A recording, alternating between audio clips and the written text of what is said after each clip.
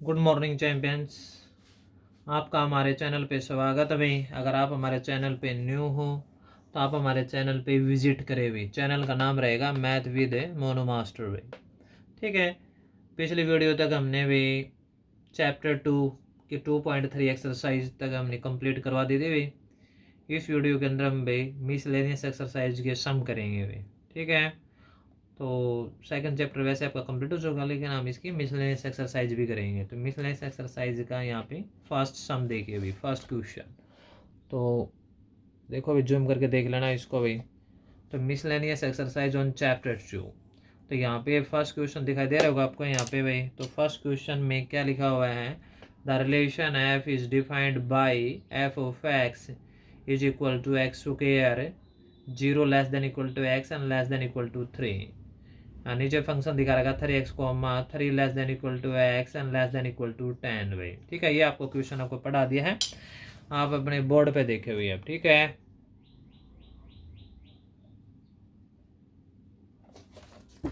देखो भाई इस स्टेटमेंट के अकॉर्डिंग आपको क्वेश्चन करा दिया जाएगा। तो इसमें फर्स्ट क्वेश्चन में क्या दिखा रखा है, एफ ऑफ एक्स।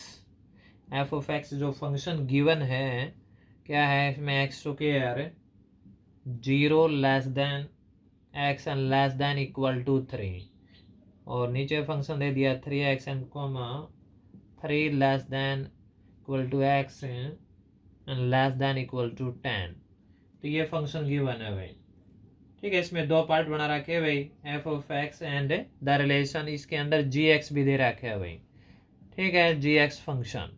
तो जी एक्स फंक्शन में क्या गिवन है, x square 0 less than equal to x and less than equal to 2, और यहाँ पे नेक्स्ट फंक्शन है 3x है, यहाँ पे दे दिया 2 less than equal to x and less than equal to 10। ये दो फंक्शन है। अब आपको ये बताना है ये फंक्शन यानी कि एफ, ये एफ फंक्शन, ये जी फंक्शन, ये फंक्शन है या नहीं है। इसमें शो करके दिखाना है एफ फंक्शन है और जी फंक्शन नहीं है।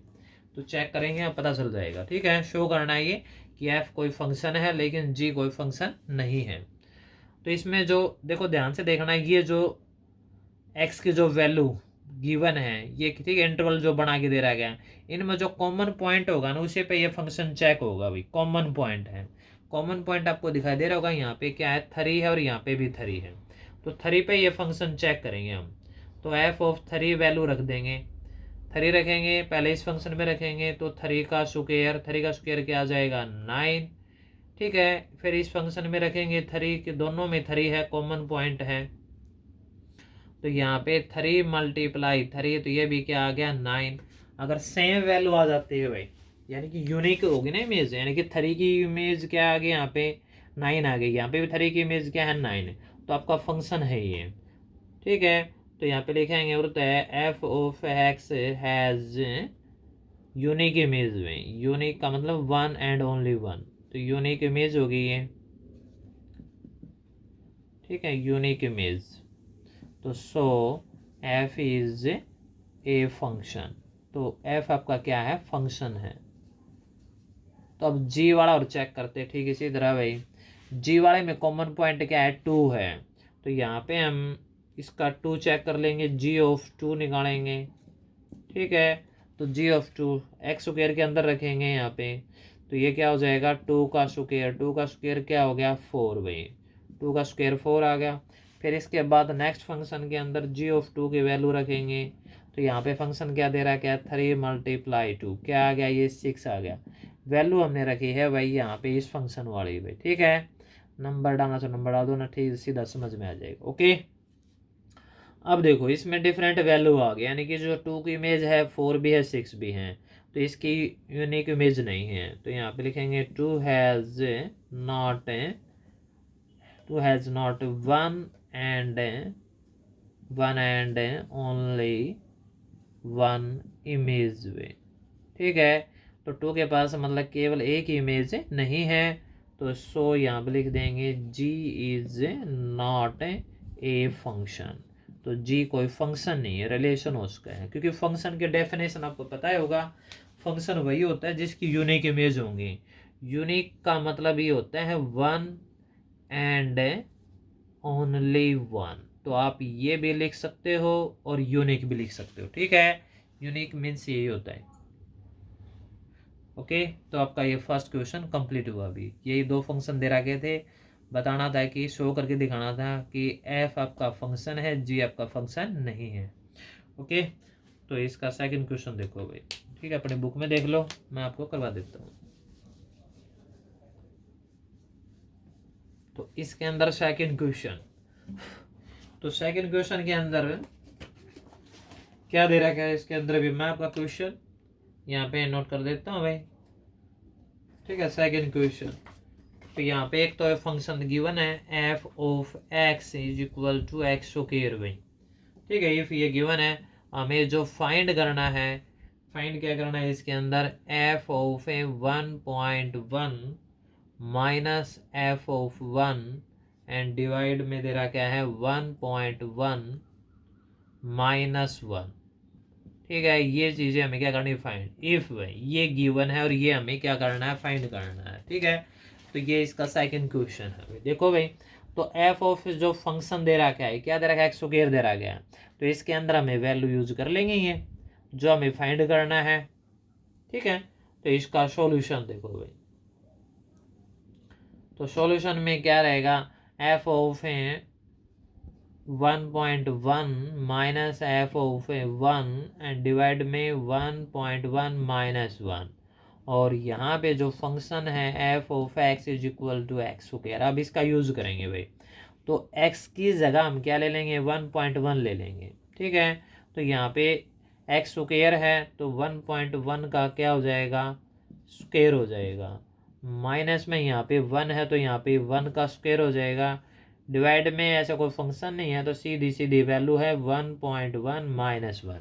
अब इसकी कैलकुलेशन कर लो, 1.1 का स्क्वायर क्या होगा भाई, ठीक है, इसकी मल्टीप्लाई कर दो, 11 का स्क्वायर 121 हुआ है, 2 डिजिट के बाद पॉइंट लग जाएगा अभी, तो 1.21 आएगा, माइनस में 1 का स्क्वायर 1 आएगा, ठीक है। 1.1 में से -1 करेंगे तो 0.1 आएगा, ऊपर भी 1.21 माइनस 1 है तो इसमें 1.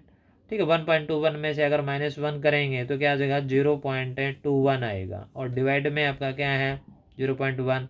अब इसकी कैलकुलेशन करो, 21, इसका पॉइंट हटाओगे तो पॉइंट का नाम का नीचे एक और पॉइंट के बाद 2 डिजिट 2 जीरो लग जाएगी, ठीक इसी तरह भाई फ्रैक्शन में यहाँ पे भी 1/10 आ जाएगा पॉइंट हटा के भाई। अब इसकी कैलकुलेशन करो, 21/100 एंड मल्टीप्लाई करेंगे तो ये 10/1 हो जाएगा, डिवाइड से फ्रैक्शन में कैंसिल भाई ये, तो यह आ जाएगा 21/10, इसको हम लिखेंगे 2.1, ये इसका आंसर आ जाएगा भाई। समझ में आई बात आपको ये, ओके। ये इसका सॉल्यूशन था भाई ये, ठीक है। तो इसके फंक्शन के अंदर ये वैल्यू रखनी थी, मान लो जैसे हम आपको पता है एफ ऑफ 1 निकालेंगे तो इसमें 1 का स्क्वायर हो जाएगा, एफ ऑफ 1.1 निकालेंगे तो 1.1 का स्क्वायर हो जाएगा, दोनों वैल्यू यहाँ पे निकाल के रख दी हमने, ये इसकी कैलकुलेशन होगी। आगे बात समझ में है, अलग से निकालना चाहो तो यहाँ पे देख लेना भाई, एफ ऑफ 1.1 निकालोगे तो यहाँ पे क्या हो जाएगा, 1.1 का स्क्वायर हो जाएगा, और 1.1 का स्क्वायर क्या आएगा, 1.21 आएगा। फिर एफ ऑफ 1 निकालेंगे, रखना इसी के अंदर है तो 1 का स्क्वायर हो जाए, 1 का स्क्वायर क्या होगा 1, ये दोनों वैल्यू यहाँ पे डायरेक्ट अप्लाई कर दिए हमने, ठीक है। तो ये इसका सेकंड क्वेश्चन कंप्लीट हुआ भाई। नेक्स्ट क्वेश्चन देखो भाई, ओके। तो इसका अपनी बुक अपने पास में रखा करो भाई, ठीक है। अगर आपको अच्छी तरह समझना पढ़ना है तो बुक साथ में जरूर रखो, विदाउट बुक आपको अच्छी तरह समझ में नहीं आएंगे, ठीक है। बाकी सॉल्यूशन आपका बोर्ड पे एग्जैक्ट मिल जाएगा, आपको अच्छी तरह समझाया जाएगा, लेकिन क्वेश्चन आपको देखना जरूरी होता है, ओके। तो थर्ड क्वेश्चन देखो भाई, मैं क्वेश्चन आपका नोट भी कर देता हूँ, कभी आपको बता भी दूंगा, दिखा भी देता हूँ, लेकिन अपने बुक पास में जरूर रखो। हमारा जो थर्ड क्वेश्चन रहेगा अभी, इसमें क्या दे रखा है, find the domain of the function. हमें फंक्शन का क्या निकालना है, डोमेन निकालनी, ठीक है। Find the domain of the function, function दे रखा है of x is equal to क्या दे रखा है, x square plus 2x and plus 1 and divide में दे रखा है x square minus 8x and plus 12। ये क्वेश्चन अभी थर्ड क्वेश्चन, इसको हम करना है क्या निकालनी है, डोमेन निकालनी इस फंक्शन की, ठीक है। तो ये रैशनल फंक्शन है, आप बोर्ड पे देखो भाई, ओके। तो बोर्ड पे कंसंट्रेट करें, आपका क्वेश्चन अब करवा देते हैं। तो यहाँ पे फंक्शन दे रहा क्या, f of x is equal to क्या दे रहा क्या, ये x square plus 2x and plus 1 and divide में गिवन है आपका भाई x square minus 8x and plus 12। ये फंक्शन, इसकी हमें डोमेन और रेंज, ठीक है, डोमेन फाइंड करनी है, ओनली डोमेन भाई, ठीक है। क्या फाइंड करनी है? Domain, find domain.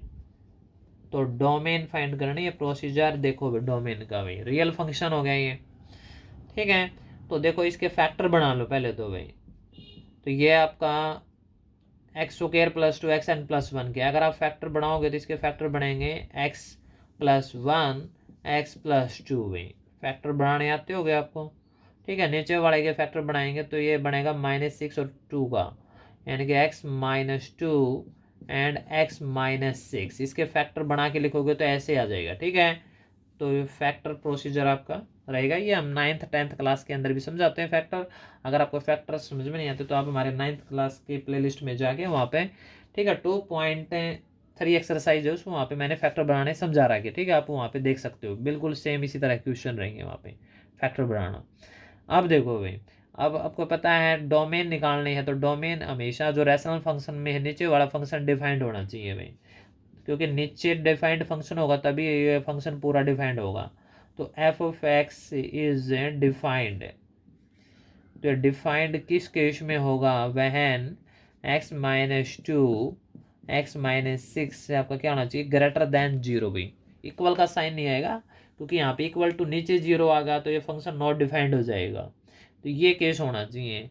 जब इन इक्वेशन के केस इस तरह के दो फैक्टर होंगे तो उसके अंदर फिर दो प्रोसीजर बनेंगे भाई, ठीक है। पहले बनेगा केस फर्स्ट।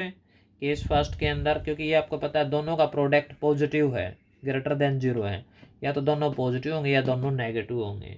तो x-2 ग्रेटर देन 0 लेंगे और x-6 ये भी ग्रेटर देन 0 लेंगे। एक तो केस ही होगा। केस जो सेकंड बनेगा भाई, उसके अंदर क्या होगा? या ये दोनों नेगेटिव हो जाएंगे, ठीक है। आपको बताया भी था, पॉजिटिव पॉजिटिव की मल्टीप्लाई करेंगे तो भी पॉजिटिव आएगा, और नेगेटिव नेगेटिव की मल्टीप्लाई करेंगे तो भी पॉजिटिव आएगा। तो यहाँ पे हो जाएगा ये -2 इधर आके पॉजिटिव, ये -6 इधर आके पॉजिटिव। दोनों ही ग्रेटर देन के केस होते हैं। जब दोनों ही ग्रेटर देन के केस होते हैं उसमें लेते हैं मोर ग्रेटर वैल्यू, यानी कि बड़े वाला वैल्यू। तो इसका रिजल्ट रहेगा x ग्रेटर देन 6, दोनों का मिला के भाई। यहाँ पे क्या रहेगा? x लेस देन 2 हो जाएगा, ये x लेस देन 6 हो जाएगा। दोनों ही लेस देन के केस हैं, ठीक है। तो उसके अंदर हम मोर लेस देन वैल्यू लेते हैं, जो दोनों में जो छोटी होती हैं। तो इसका जो रिजल्ट रहेगा x लेस देन 2 आएगा, यानी x की जो डिफाइंड वैल्यू होगी भाई, x से 6 से तो ग्रेटर देन होने चाहिए, या 2 से क्या होने चाहिए? Less than. ये सारे के सारे इसके क्या होंगे? ठीक है, डोमेन होंगे, सारे रियल नंबर होंगे। तो इसके जो नहीं होंगे वो चीज़ें हम यहाँ पे नोट कर देते हैं, डोमेन, ठीक है। इसका जो डोमेन बनेगा वो क्या बनेंगे? All real number, all real number. क्योंकि देखो 6 से अबव होंगे, 7 8 पॉइंट कुछ भी हो जाए, वो सारे सारे रियल नंबर होंगे। 2 से लेस देन होंगे, वो भी अपने क्या होंगे? रियल नंबर होंगे। लेकिन 2 और 6 को छोड़ के, ठीक है, ऑल रियल नंबर एक्सेप्ट वहीं, एक्सेप्ट हैं, ठीक है, एक्सेप्ट 2 एंड 6। कहने का मतलब सभी रियल नंबर होंगे 2 और 6 के अलावा। अगर आप इसको लिखना चाहो तो ऐसे भी लिख सकते हो, रियल नंबर में से 2 और 6 को हटा देंगे भाई, r-2 एंड 6। यहाँ पे सेट वाला ब्रैकेट लिया जाएगा, क्योंकि सेट वाले ब्रैकेट के अंदर ये एलिमेंट क्या होते हैं? एग्जैक्ट यही होते हैं, ठीक है, और कुछ नहीं हो सकता। तो r में से ये हटा देंगे, तो ये भी इसका आंसर है, ये भी इसका आंसर है। समझ में आई बात आपको ये? क्योंकि देखो अगर मान लो मैं 2 ले लेता तो नीचे 2 आएगा, 2 - 2 क्या आ जाएगा? 0, और समथिंग बाय 0 क्या हो जाएगा? इन्फिनिटी। अगर यहाँ पे 6 लेंगे तो 6 - 6 ये भी क्या आ जाएगा? 0, यानी कि 2 और 6 तो डिफाइंड होंगे ही नहीं। 2 और 6 को छोड़ के सभी एलिमेंट यहाँ पे क्या होंगे? डिफाइंड होंगे। समझ में आई बात आपको ये? ओके, ठीक है, ओके। तो इस वीडियो के अंदर भी हम इस एक्सरसाइज के 3 इक्वेशन करेंगे भी, ठीक है। अगर आपको वीडियो अच्छी लगती है इसको लाइक और शेयर भी कर देना, अपने दोस्तों के पास भी शेयर कर दिया करो। आप हमारे चैनल को सब्सक्राइब कर लेना भाई, ठीक है। आपके क्लास से संबंधित आपको हमारे चैनल पे रोज़ाना वीडियो मिलती रहेगी, जो आपके लिए फ़ायदेमंद होगी भाई, ठीक है। जय हिंद, जय भारत। मन करके पढ़ते रहिए, आगे बढ़ते रहिए भाई।